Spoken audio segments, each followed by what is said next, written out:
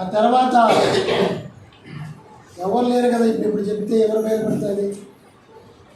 దేవుని భయపరచకుండా వాక్యాన్ని చెప్పడం కరెక్టు కాదని నిజంగా ప్రభు యొక్క సన్నిధిలో నోరు మూసుకొని వాక్యం చదువుతా వచ్చినాడు. అప్పుడు దేవుని బయలుపరిచినాడు. సమస్తాన్ని పరీక్షించి మిగిలిన దాన్ని చేయమని చెప్పు, మిగిలిన దాన్ని చేయమని చెప్పు అన్నాడు దేవుడు. ఎందుకు చెప్పాలి? వాక్యం చదువుకుందాం. మొదటి తెస్సలోనికీయులకు రాసిన పత్రిక 5వ అధ్యాయము 21వ వచనం, అంటే 19 నుంచి చదవండి. ఆత్మను ఆర్పకుడి, ప్రవచించుటను నిర్లక్ష్యము చేయకుడి, సమస్తమును పరీక్షించి మేలైన దానిని చేపట్టుడి, ప్రతి విధమైన కీడునకు దూరముగా ఉండుడి. ఈరోజు మానవులు ఏం చేస్తున్నారంట? కీడులో ఉన్నారంట. ఆ కీడుకు దూరం కావాలంట. కీడు ఏం చేస్తుందంట? నరుల్లో ఉండే ఆత్మను ఆరిపేస్తుందంట. నరుల్లో ఉన్న ఆత్మను ఆరిపేస్తా ఉందంట. అందుకే ఆత్మను ఆర్పకుడి, కీడుకు దూరంగా ఉండండి. కీడు ఆత్మను ఆర్పేస్తూ ఉంది. అందుకేం చేయాలంట? ప్రవచించుటను నిర్లక్ష్యము చేయకుడి. నువ్వు ప్రవచించు. ఏమని ప్రవచించాలా? సమస్తమును పరీక్షించి మేలైన దాన్ని మాత్రమే చేయమని ప్రవచించు.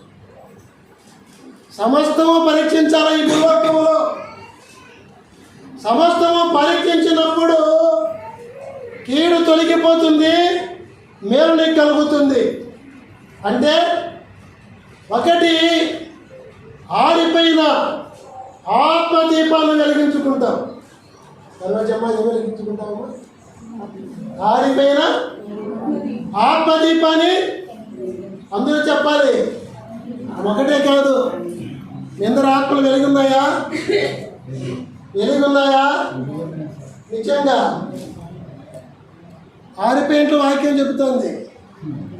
ఆరిపోయినట్లు వాక్యం చెబుతుంది. అసలు నీలో ఉండే ఆత్మ ఏమిటిది చెప్పాలి. ఇలా ఉండే ఆత్మ ఏమిటిది? దేవుడు పెట్టిన దీపము. నరుల్లో ఉన్న ఆత్మ యెహోవా పెట్టిన దీపము. ఆ దీపం ఇప్పుడు ఎలుగుతుందా? ఎలుగుతుంది అంటారు చాలామంది. కానీ వాక్యం ఏం చెబుతుంది తెలుసా? ఆరిపోయింది. ఎప్పుడు ఆరిపోయింది? ఆది మానవుల్ల దీపాన్ని పెడితే దేవుడి పాపము లేకుండా మట్టితో ఆదామును చేసి మొక్కల్లో నుంచి ఊపి జీవాత్మగా చేసినాడు. నరుని నల్లో నుంచి ఎమకి తీసి స్త్రీని చేసినాడు. వరుద్ధిను జీవాత్మే. అయితే వారు దేవుని మాట దగ్గర నుంచి తినద్దన్న ఒక పండు తిని ఆత్మను అర్పించుకున్నారు, చంపేసుకున్నారు ఆత్మను. అందుకే వారి తర్వాత మన పెద్దలందరూ కూడా ఆత్మ సత్యం ఉంది. శారీరకంగా పుట్టి బ్రతికి శారీరకంగా చచ్చిపోయి పాతాళంలో ఉన్నారు. కీర్తన 9:10 ప్రకారంగా. బైబిల్ లేక నాకు తెలిసేది కాదు. వారు ఏమైతున్నారో తెలుసా? అరకడిన 20:13-14 ప్రకారంగా ఆరిపోయిన ఆత్మను కలిగిన వారు శారీరకంగా బ్రతికి చనిపోయి పాతాళలోకంలో ఉన్నవారు పాతాళము తీర్పు తప్పగిస్తే ఒకరోజు నిత్య నరకం వేయబడుతున్నారు.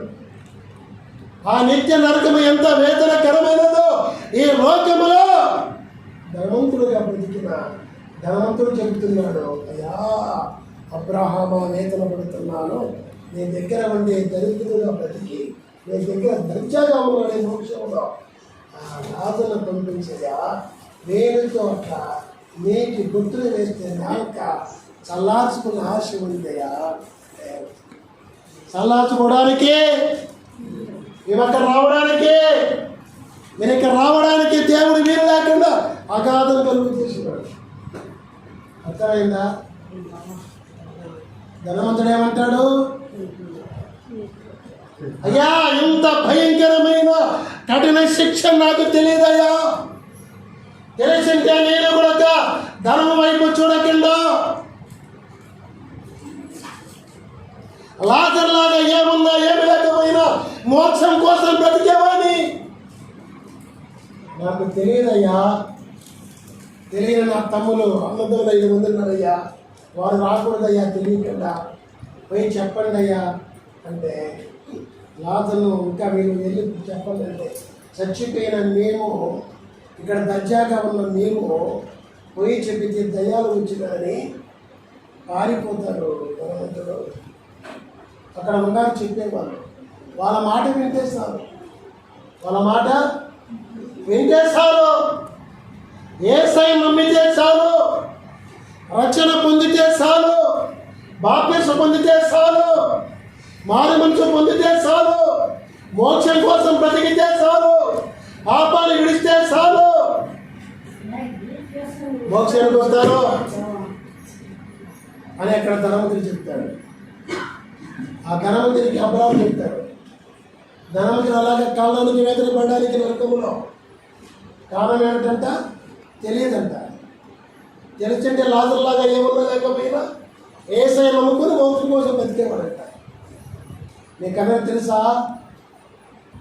తెలియదు కనుకనే దేవుడు ఈ వాక్యం చదవగానే సమస్తంలో పరీక్షించమన్నాడు కదా ప్రభువా. మరి దేని గురించి పరీక్షించాలి సమస్తంలో ఈ లోకంలో అంటే దేవుడు అన్నాడు. ఏమన్నాడు తెలుసా? ధనవంతుడు తెలియక పాతాళానికి వెళ్ళి రేపు నరకంలో ఎంత వేదన ఉంటుందో పొందుతూ చూపించినాడు. మాట్లాడాడు కదా, తెలియకనే కదా. తెలియని వారి సంఘానికి వస్తారు, వారికి తెలుసుకున్నట్లు జ్ఞానాన్ని ప్రకటించన్నాడు దేవుడు. సమస్తములో జ్ఞానాన్ని గురించి ప్రకటించు. ఏ జ్ఞానము లేక జ్ఞానాన్ని పరీక్షించక నేనే జ్ఞానవంతుడని ఆ ధనవంతులాగా నా పాతాళానికి వెళ్ళి నరకంలో కాలిపోతున్నాను మానవుడు. నేను అర్పించే వారికి జ్ఞానాన్ని గురించి బోధించన్నాడు దేవుడు. అందుకే జ్ఞానాన్ని గురించి చదువుతా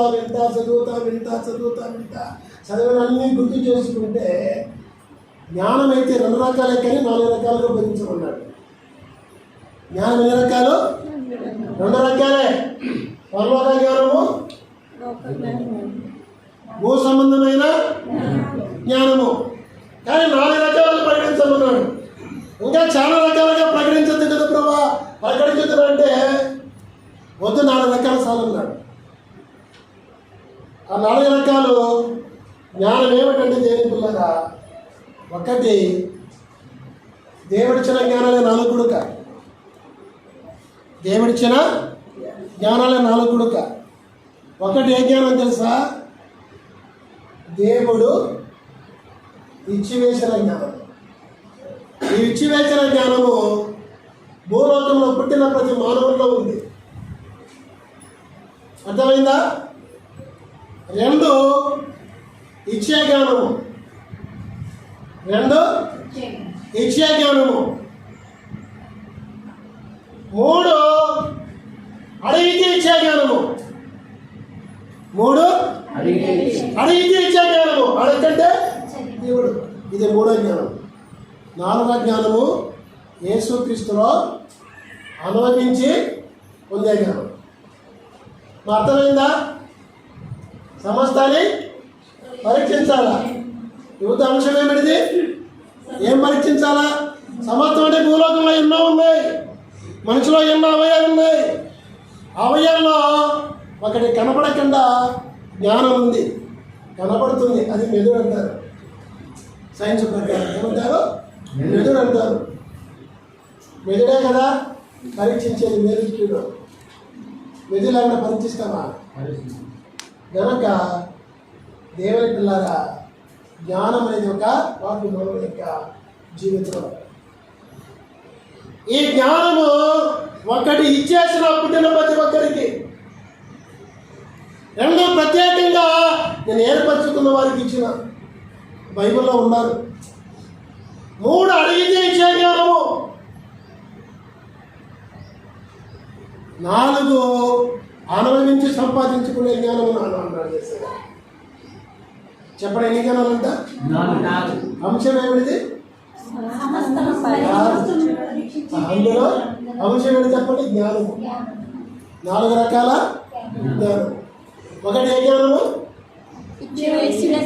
అందరికి ఇచ్చేసిన జ్ఞానం. 2 మనం ఏర్పరచుకున్న వారికి ఇచ్చే జ్ఞానం, ప్రత్యేకమైన జ్ఞానం. 3 అడిగితే ఇచ్చే జ్ఞానం. 4 అనుభవించి తెలుసుకునే జ్ఞానం. ఈ 4 జ్ఞానాల యొక్క వివరణ నేను వివరిస్తా, జాగ్రత్తగా వినండి.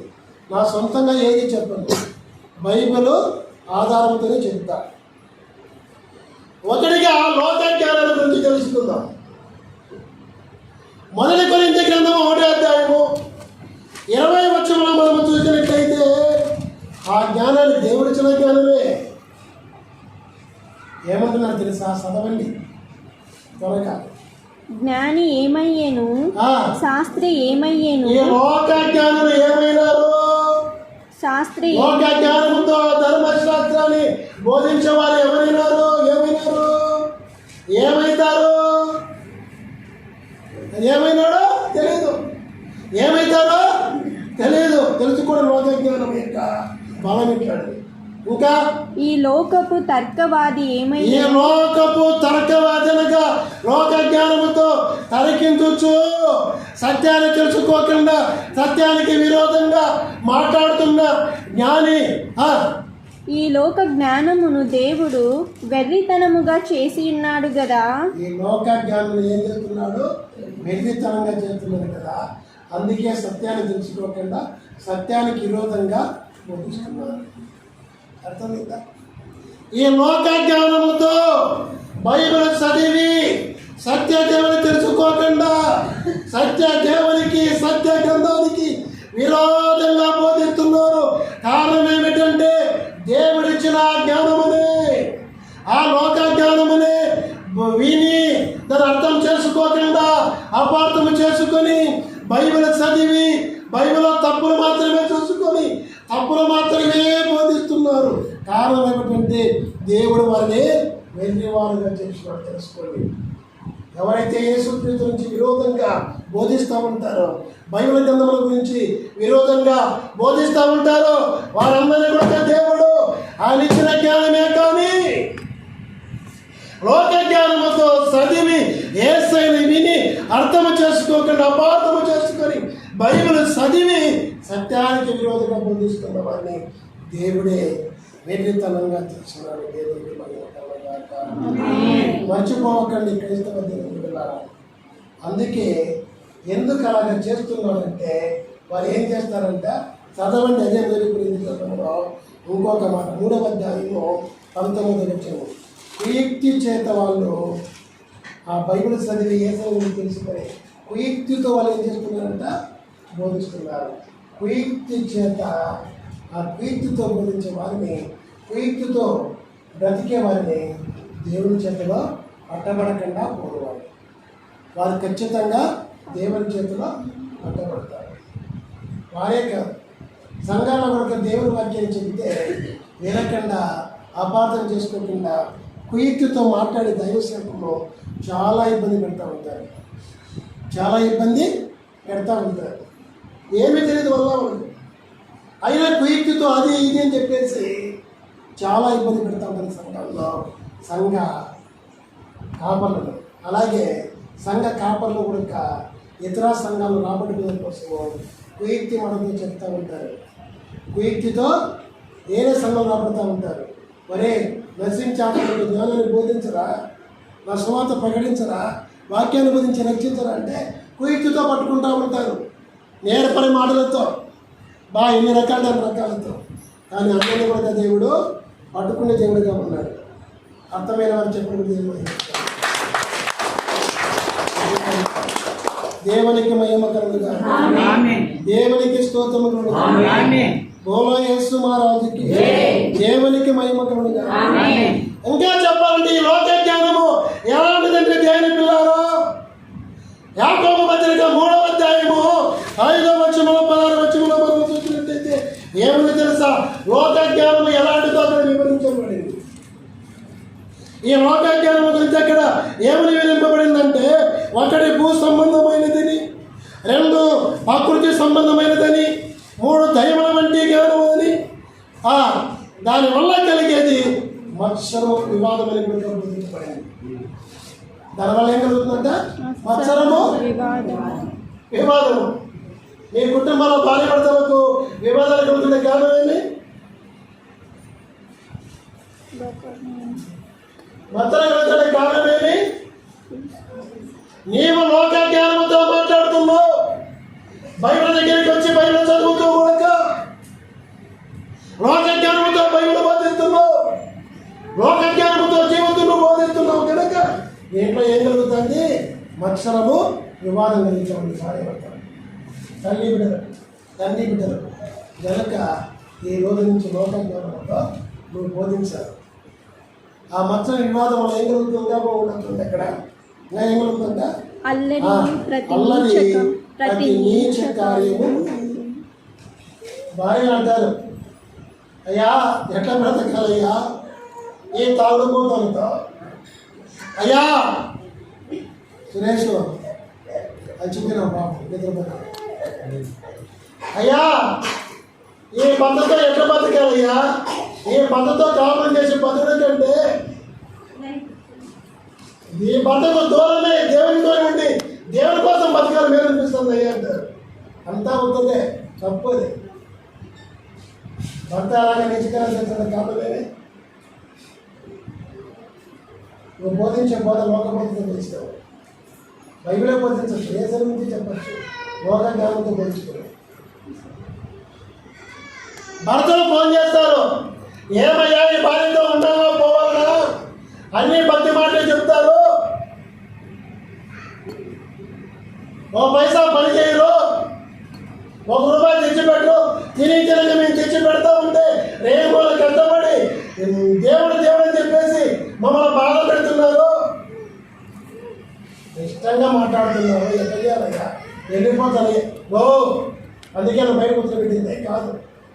జ్ఞానం పొందు, జ్ఞానాన్ని పొందిన దేవుని పెట్టింది. బిడ్డగా జ్ఞానాన్ని పొందించుకుంటారు. దేవునికి దైవం పొందుతారు. లోక జ్ఞానం అని దేవునికి స్తోత్రం పొందుతారు. అప్పుడు ఏం చెప్పాలని కనుక చెబితే అపార్థం చేసుకుంటారు. భర్త చెప్పాలో భార్య చెప్పాలో అర్థం కాదు. పాపం పసివాడి సినిమా నేను పిల్లలు కూడా చూసేవాళ్ళు. ఏం కావాలో అనుకుంటా, పాపం పసివాడు.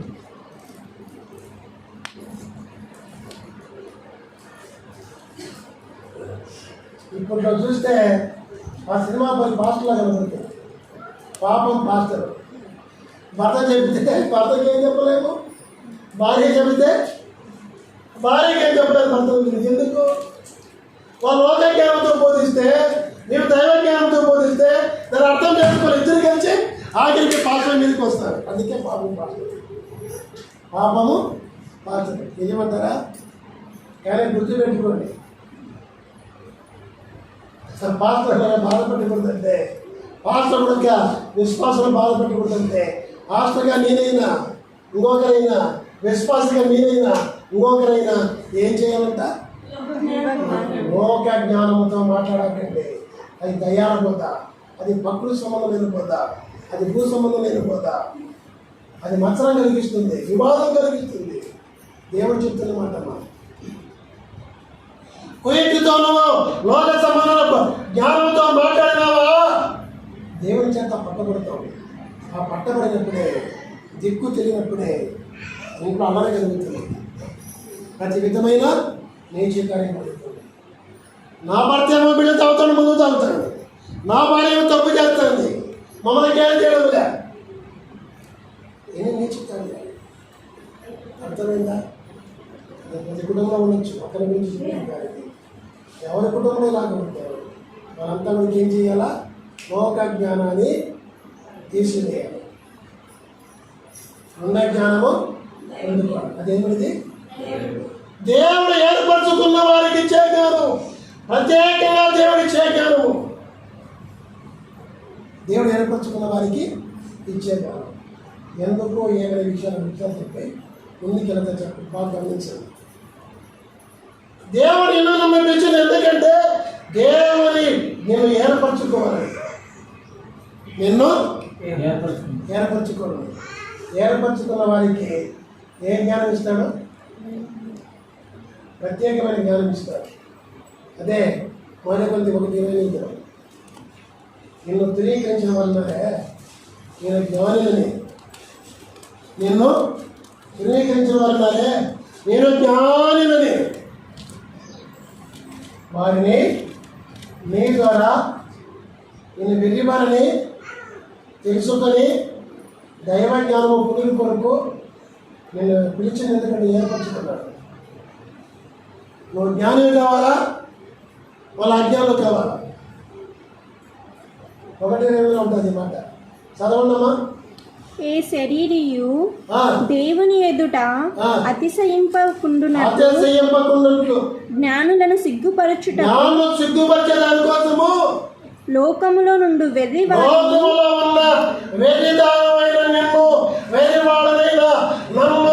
ఏర్పరచుకున్నాడని చెప్పి మర్చిపోవాలి.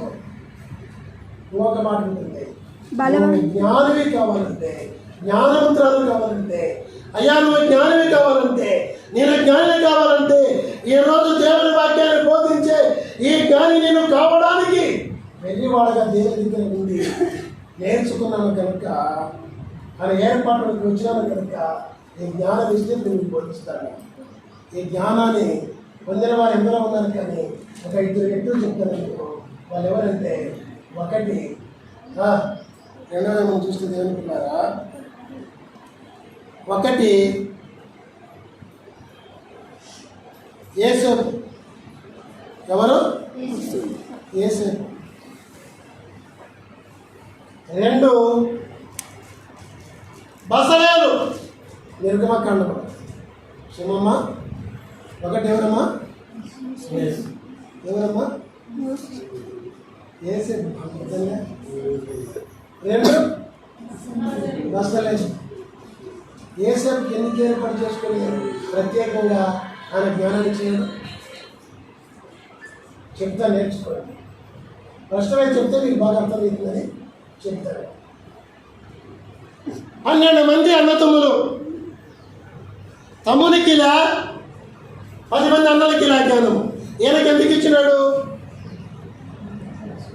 ఆ జ్ఞానము చేత ఆయన ఒక మాదిరిగా ఉంచి అన్నలు ఆయన ధృవీకరిస్తాను కదా, ధృవీకరించిన వారికి వెర్రివారిగా చేయడం కోసము మీ జ్ఞానం అనుకుంటే రాజులైన వారిని కూడా నిజంగా మేము జ్ఞానం కాదు, యేసేపే జ్ఞానం. ఆ జ్ఞానాన్ని దేవుడు అతనికి ఇచ్చినాడని అరువైన రాజుతో సాక్ష్యం చెప్పించి నీ దేవుడే జ్ఞానవంతుడు, నీ దేవుడే నీకు జ్ఞానం ఇచ్చినాడని చెప్పించి ఆ జ్ఞానం చేత పాపం చేయకుండా బ్రతుకున్నట్టు చేసి ఈరోజు పాపాన్ని విమోచించిన క్రైస్తవ సంఘాన్ని మళ్ళీ పాపం చేయకుండా చాలామంది మేమే జ్ఞానం చెప్పి పాపం చేస్తూ ఉంటారు. చాలామంది మేమే జ్ఞానం అని పాపం చేస్తూ ఉంటారు. అర్థమైందమ్మా? బ్రహ్మకు ముఖ్య వారు మేమే జ్ఞానం అని ఏసైన నమ్ముకున్న వారి సేవకులను వెర్రివారుగా చూసి వాళ్ళ ఇష్ట ప్రకారంగా గుడ్డలు ఇచ్చి తిరుగుతూ ఉంటారు. గుడ్డలు పెరుగుతూ ఉంటారు అంగములతో. వాళ్ళ దేశం ఏమిటిది తెలియదు పాపం. వాళ్ళైతే ఏమనుకుంటున్నారు? నేనే జ్ఞానం అనుకుంటున్నాను. తెలుసుకున్న క్రైస్తవులు ఏం చేస్తున్నారు? ప్రభావాన్ని క్షమించని ప్రార్థన చేస్తున్నారు. కారణం సమమ్మ. తెలుసుకున్న క్రైస్తవులు వాళ్ళు చూసి ఏమంటున్నారు? ప్రభావ క్షమించంటున్నారు. అదే జ్ఞానం లేని క్రైస్తవులు, లోక జ్ఞానంతో ఉన్న క్రైస్తవులు ఏం చేస్తున్నారు? జీవించాలని చెప్పేసి లోకస్తులాగా చూస్తూ ఉన్నారు.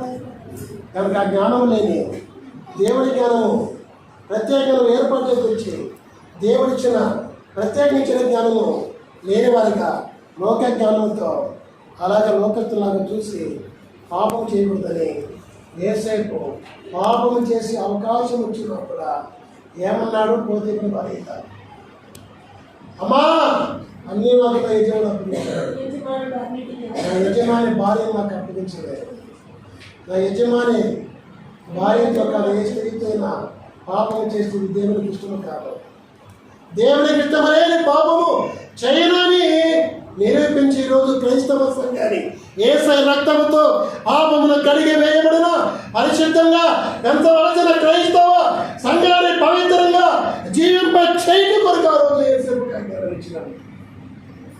అంతేకాదు మరో ఏమంటాడు? దిక్కు తెలియక చచ్చిపోయేదానికి ఇంకా ఏదో కీడు వచ్చేస్తుంది నా దేశం మీదకి ఐగుప్తు దగ్గర చెప్పి మంచం వెళ్ళాల్సింది కొనుక్కుంటాడు.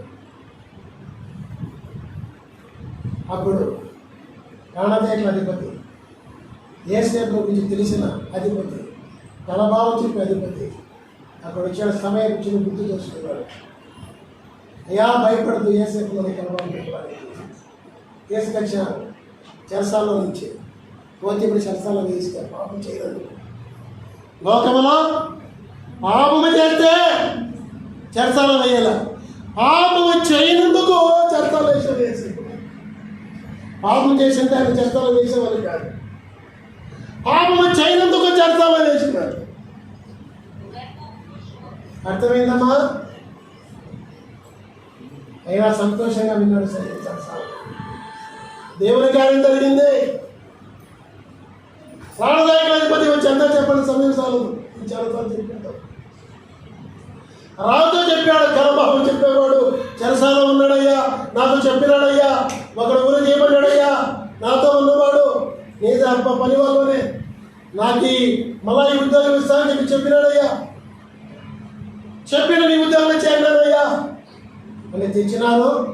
ఆయనకు కటింగ్ చేయించారు, స్నానం చేయించినారు, గడ్డం చేయించారు. చేసి భావం చెప్పిన భావం చెప్పినాడు. రాబోయే 7 ఏళ్ళ శ్రమకాలం కరువు గురించి, ఇప్పుడు ఉండే శశశ్యామల కాలం 7 ఏళ్ళు కొదవలేకుండా తింటున్నా రాజా, ప్రపంచానికి కరువు లోపోతుంది.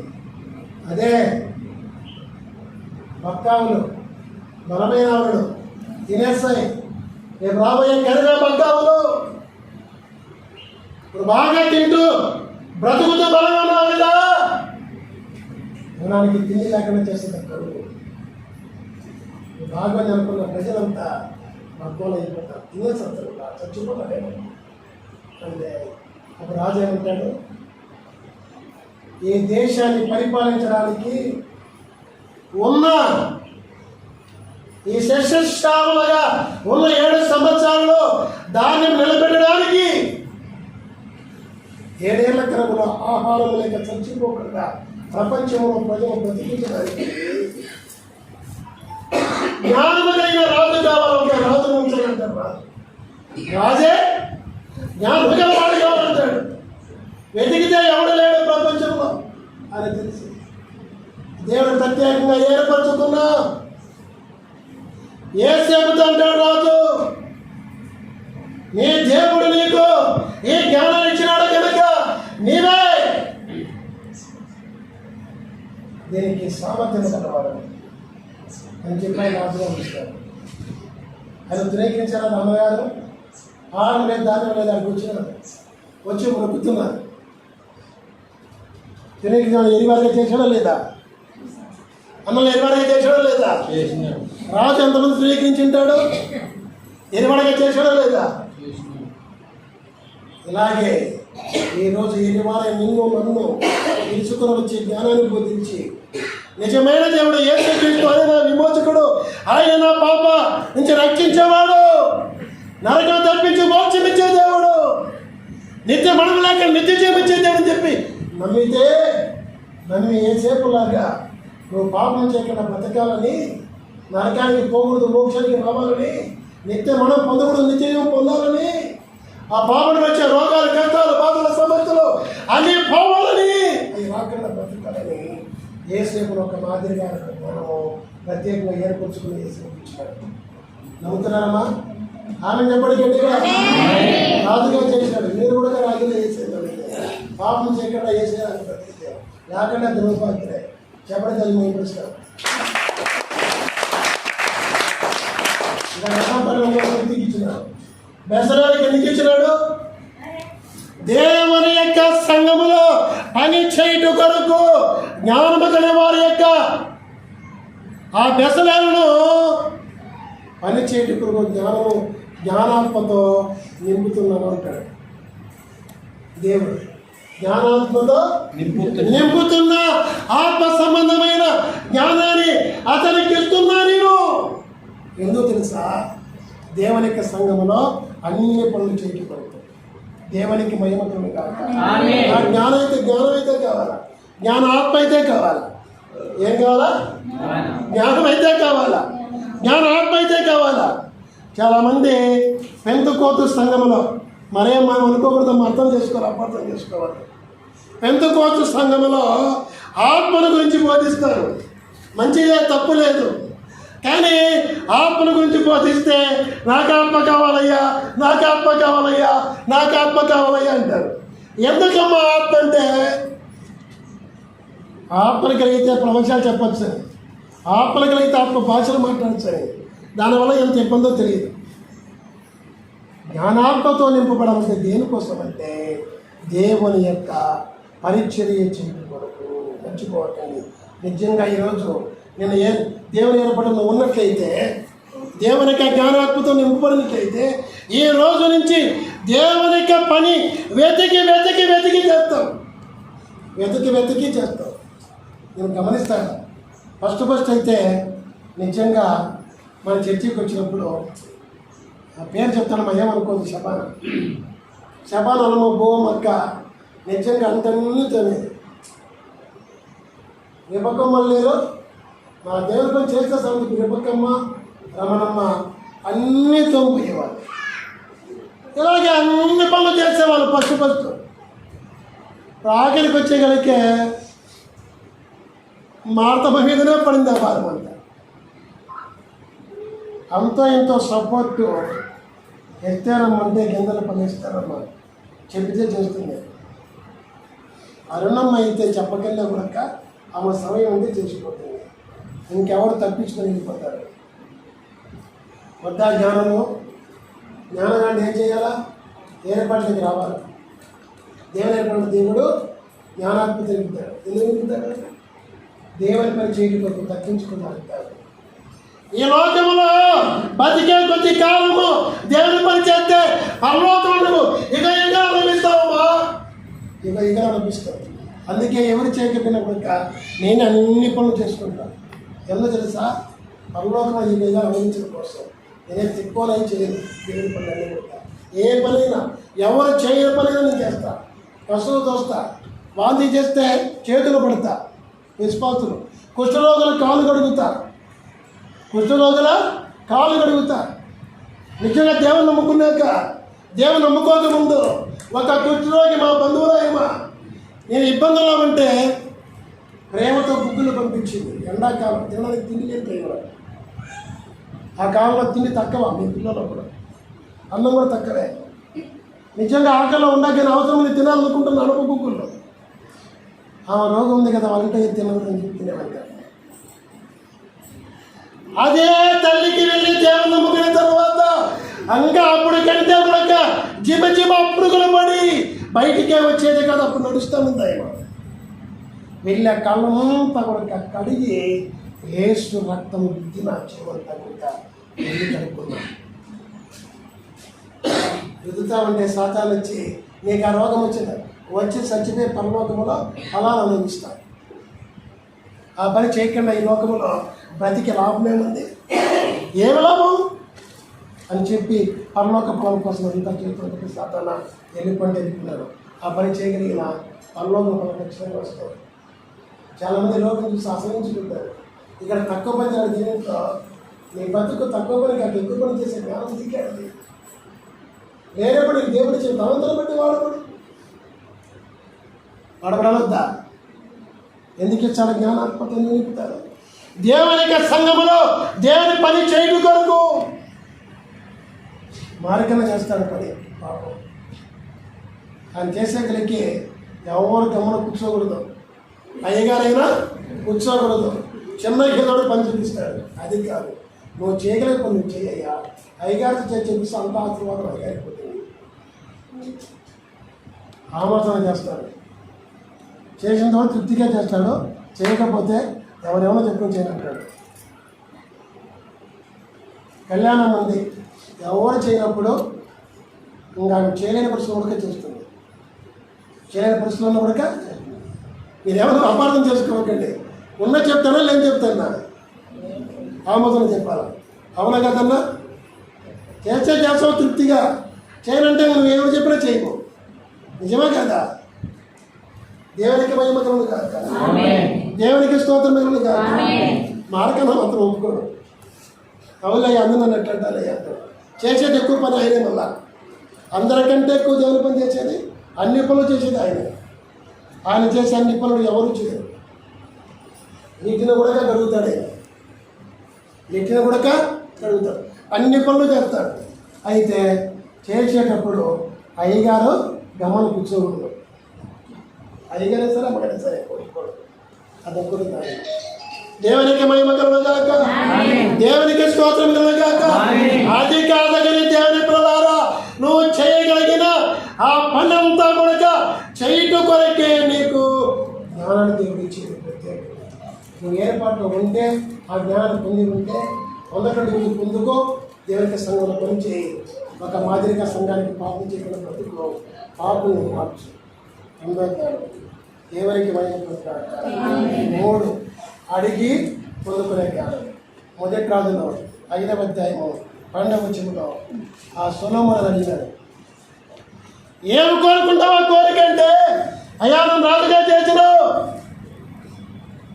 ఈ రాజ్యాన్ని నీతిగా పరిపాలించడం కోసం నీ జ్ఞానము నాకే అన్నాడు. ఇంకో దేశాన్ని కోరుకోలే. మనం మోడీ అడిగితే ఇంకో దేశం కూడా ఇమ్మంటాడే నిడా మోడీ గారు. అదే చంద్రబాబు అడిగితే ప్రధానమంత్రి పదవి ఇమ్మంటాడే ఇమ్మడా. అదే ముఖ్యమంత్రి ప్రధానమంత్రి పదవి కావాలనుకుంటారు అనుకోరా. కానీ సొలొమోను రాజు, అయ్యా నన్ను రాజుగా చేసినావు, న్యాయంగా నేను జరిగించడం కొరకు నాకు నీ జ్ఞానము తెచ్చింది. నాకున్న లోక జ్ఞానము సరిపోదయ్యా, ఇది భూ సంబంధమైన జ్ఞానమయ్యా, ప్రకృతి సంబంధమైన జ్ఞానమయ్యా, దయాల జ్ఞానం వంటి జ్ఞానమయ్యా. దీనివల్ల మచ్చరములు వివాదములు కలుగుతున్నాయి, దీనితో అల్లరి కలుగుతూ ఉంది, ప్రతి విధమైన నీచ కార్యాలు జరుగుతున్నాయి. ఆ రాష్ట్రంలో జరిగిందా లేదా? ఇంకా జరుగుతుందా లేదా? ఏ రాష్ట్రము? మణిపూర్ రాష్ట్రం. జరుగుతుందా లేదా? మన రాష్ట్రంలో కూడా చాలా జరుగుతున్నాయి. మన రాష్ట్రంలో కూడా దేశం ఎన్నో జరుగుతున్నాయి నీచ కార్యాలు, అల్లరి. కారణం ఏమిటంటే అధికారమైన వారు మేమే జ్ఞానులము, ఈ లోక అధికారము మాది, మేము తప్పించగలుగుతామంటే వారికి కార్యకర్తలుగా చెప్తారు. ఏ నాయకులు కావచ్చు, మనకు పార్టీ సంబంధం లేదు. అన్ని పార్టీలు మనకి ఒకటే. పార్టీ అధికారము కలిగిన వారు అధికారులు మా మాట వింటారని అన్ని నీచకాలు చేస్తారు, అన్ని అల్లర్లు కూడా లేపేస్తారు. చూస్తున్నారా లేదా? జరుగుతున్నాయి కదమ్మా, జరుగుతున్నాయా లేదా? దేవునికి మహిమ కలుగుగాక. రామా అని చెప్పాలి. మరి ఎన్ని జరగకూడదంటే ఏం చేయాలా? 3వదిగా సొలొమోను అడిగినట్లు, అయ్యా నీ జ్ఞానం ఏంటి పడగలవద్దా? ఆయన జ్ఞానాన్ని పొందుకుంటే రోగము చెప్పండి వెళ్ళిపోతుంది. నీదే కాదు, నీలాంటి రోగాలు కలిగిన వారు ఎవరో రోగాలు ఒప్పుకుంటారు ఈ జ్ఞానం పొందుకుంటే. జ్ఞానం పొందుకోవాలంటే ఒకటి ఆయన ఏర్పడలేదు రావాలా, 2 ఒకటి లోక జ్ఞానం పొందుకోవాలా, 2 ప్రత్యేకమైన ఏర్పడలేదు రావాలా, ఆ నిత్య జ్ఞానం పొందుకోవాలా, 3 కొదాగా ఉంటే అడిగే వారిగా ఉండాలి. దేవునికి మహిమతో ఉండాలి. అడిగే వారిగా ఉంటే కలిగే జ్ఞానాల గురించి ఒక 7 జ్ఞానాలు చాలా ఉన్నాయి. 7 జ్ఞానాలు చెప్తే త్వరగా 3వ భాగంలో బాగా గమనించండి. 1 దేవుని పిల్లరా, ఆ జ్ఞానము ఎవరి చేత దేవుడు ఇచ్చినాడు అడిగినప్పుడు చెబుతున్నట్టు 1 నిజంగా ఆ జ్ఞానం ఇలా ఉంటే నేను చూసి జనమంతా భయపడతారు. జనమంతా నీ భర్త కాదు, నీ భార్య కాదు, నీ బిడ్డల కాదు, నీ తల్లిదండ్రులు కాదు, నిన్ను చూసి జనమంతా భయపడతారు. 1 రాజకాండం 3వ అధ్యాయము 28వ వచనం. అలాగే 2వదిగా జనాన్ని నడిపిస్తాను దగ్గరికి. జనం కోసం డబ్బులు ఖర్చు పెడతారు చాలామంది, అవసరం లేదు. దేవుడే నడిపిస్తాడు సంఘానికి, నాయకుల దగ్గరికి దేవుడే నడిపిస్తాడు జనాన్ని. సొలొమోను దగ్గరికి నడిపించినాడు. అదే 1 రాజకాండంలో 4వ అధ్యాయంలో 34వ వచనం. 3వదిగా అన్ని దేశాల వారి కంటే ఎక్కువ, అది దాంట్లో అన్ని దేశాల వారి కంటే కూడా ఎక్కువ ధనము ఘనతని కలుగుతుంది. 4వదిగా తల్లిదండ్రులు నీ ద్వారా కీర్తి పొందుతారు. నీ తల్లిదండ్రులకు కీర్తి కలుగుతుంది, దేవునికి మహిమ కూడా కలుగుతుంది. 4వదిగా దేవునికి మహిమ కలుగు కాక, దేవునికి స్తోత్రము కలుగుగా, బోలో యేసు మహారాజుకి దేవునికి మహిమ కలుగుగా. 1 రాజకాండం 5వ అధ్యాయం 7వ వచనము. అలాగే విన్న దానికంటే చూస్తే ఎక్కువగా కనపడుతుంది. నీ జ్ఞానము కావచ్చు, ఏదైనా కావచ్చు, నీ యొక్క గొప్పతనం గురించి ఎవరైనా ఒకరితో చెబితే ఆ ఒక్కరు వచ్చి చూసినప్పుడు ఏం కలుగుతుందంట, ఇంకా ఎక్కువగానే కనపడుతుందంట. అదే 1 రాజకాండం 10వ అధ్యాయము 4 నుంచి 6, 7 వచనాలు ఆ మాట ఉంటుంది. 6వదిగా ధనము ధనవంతులుగా చేస్తుంది జ్ఞానం. 10వ అధ్యాయము 23వ వచనము. 7వదిగా గ్రంథములో నీ పేరు రాయబడుతుంది. గ్రంథములో నీ పేరు రాయబడుతుంది. ఆ యొక్క సొలొమోను రాజు యొక్క పేరు గ్రంథములో రాయబడినట్టు ఇక్కడ చూస్తున్నాం. అదే 1 రాజకాండం 11వ అధ్యాయము 41వ వచనం. దేవునికి మహిమ కాక. రేపు నరకంలో పడక్కడ తప్పించుకోండి, విజయం పొందాలంటే, మోక్షంలో ఉండాలంటే ఏముండాలా? దేవునికి మహిమతులు గాక, దేవుని స్తోత్రములు గాక. గ్రంథములో భారతీయ నియమములు బుద్ధి చెప్పినట్లు 5 దాసాలు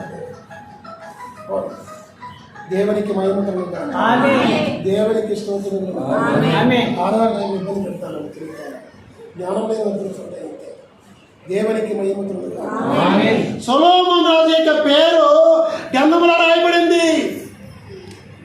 కారణము ఆయన దేవుని జ్ఞానం పెళ్ళికొడుకు అడిగి. అర్థమైందమ్మా?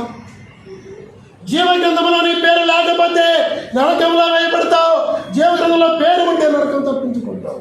మనకట్ల 20, 13, 14, 15 నీ పేరు జీవనం రాయబడాలంటే ఏం కలిపి చెప్పండి? జ్ఞానం సంపాదించుకో. దేవుని అడిగే జ్ఞానము కొదవగా ఉంటే పొందుకో. దేవుడు చెప్పినది చేయి, బ్రతుకు. అప్పుడు 7వది కానీ పేరు రాయబడుతుంది. దేవునికి మహిమ కలుగుగాక, దేవునికి స్తోత్రం కలుగుగాక. ఇంకా 4వ జ్ఞానం ఏమనేది? అనుభవించి జ్ఞానాన్ని పెట్టుకోవాలి.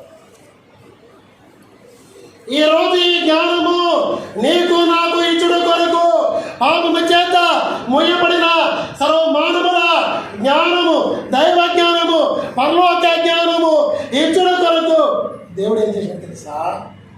అనుభవించినాడు.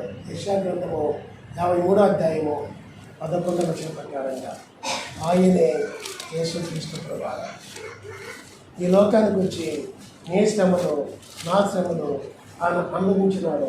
నీ పాపం నా పాపం, నీ వ్యాధి నా వ్యాధి, నీ కష్టాలు నా కష్టాలు, నీ అవమానములు నా అవమానములు, నిందలు అన్నీ, నీ మరణం నా మరణం, నీ నరకం నా నరకం, శిక్ష అని భరించేసినాడు అనుభవపూర్వకంగా. చదవండి 53:11 విషయాలు.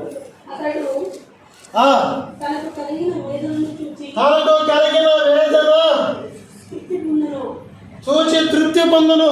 నీతిమంతుడైన నా సేవకుడు జనుల దోషమును భరించి తనకున్న అనుభవ జ్ఞానము చేత అనేకులను నిర్దోషులుగా చేయు.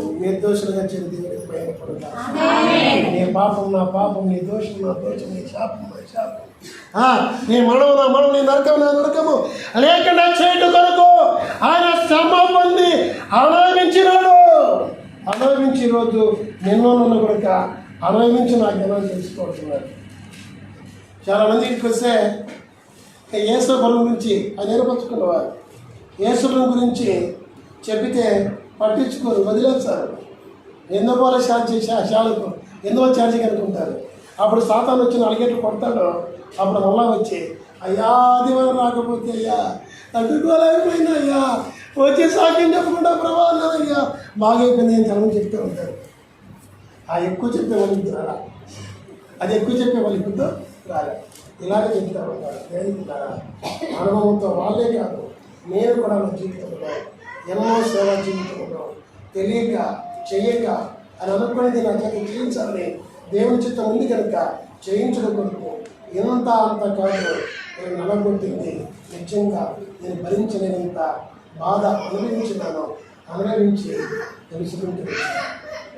తెలుసుకుంటూ వచ్చి దేవుడు చెప్పింది చేస్తూ వస్తున్నాడు.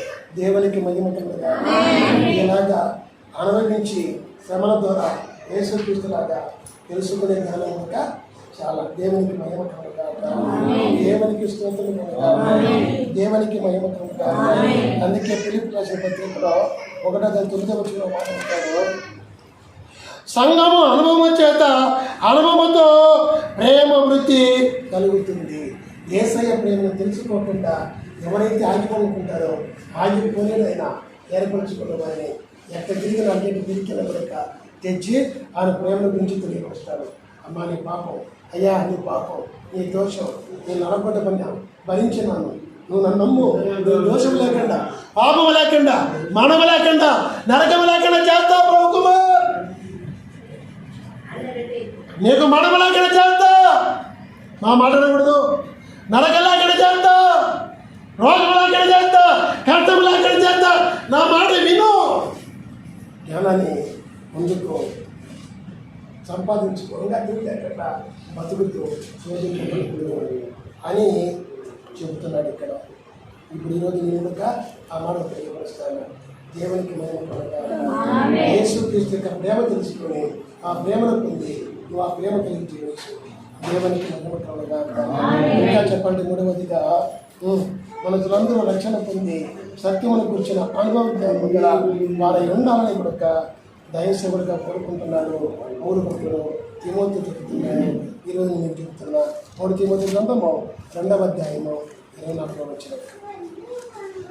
ఇంకా చెప్పండి, అనుభవ జ్ఞానము లేకపోతే వారిని చెరపట్టబడతారని వారే వేరే సంఘాల్లో అనుసరిస్తారని కూడా దేవుని వాక్యం చెప్తున్నారు.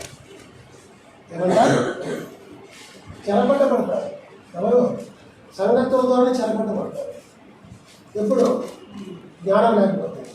అదే దేవునికి జ్ఞానం ఉంటే లేదు నా దేవుడే, లేదు నా దేవుని సంఘమే, నా దేవుని సంఘ కాపురే.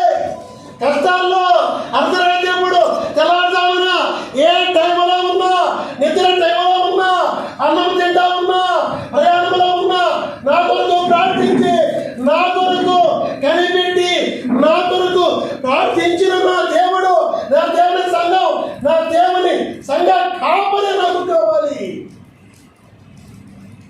ఆ జ్ఞానం లేకపోతే, అమ్మాయి జ్ఞానం లేకపోతే, జ్ఞానం చదవకపోతే బాగైపోతుంది. ఆడిపోతే ఆ దేవుని బాగా పడిగిస్తాను. ఆ మంత్రాలు ఈ మంత్రాలు వాడు పెద్ద మంత్రులు ఈ మంత్రులు అట్టే ఇప్పుడు క్రైస్తవ సంఘంలో ఉంటారు. ఆడిపోతే గొప్పనైపోతుంది, ఈడిపోతే గొప్పనైపోతుంది. అబ్బా ఆడ ఏమి పాటలో, అబ్బా ఏమి డ్యాన్సులో, అబ్బా వక్రం దగ్గర పడతాడా. ఇక్కడ మన పాస్టర్ అయ్యా మగం ఆడలో ఒక చాడ కూర్చోనీడు వద్దు.